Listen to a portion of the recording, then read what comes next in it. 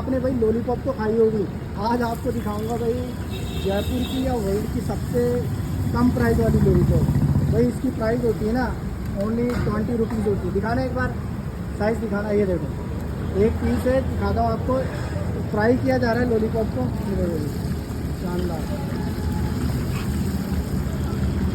ये देखो बढ़िया तरीके से हाफ टर्न करके इसको निकाला जाता है। फिर ऑर्डर आता है, ऑर्डर के अकॉर्डिंग ही इसको वापस दूसरी बार फ्राई करके मसालों के साथ इसको सर्व किया जाता है। और एक और बार बता देता हूँ मैं आप लोगों को कि इसकी प्राइस होती है ओनली 20 रुपीज़। हाँ, बिल्कुल गर्मा गर्म हो रहा है। इसकी प्राइस होती है 20 रुपीज़ 1 पीस।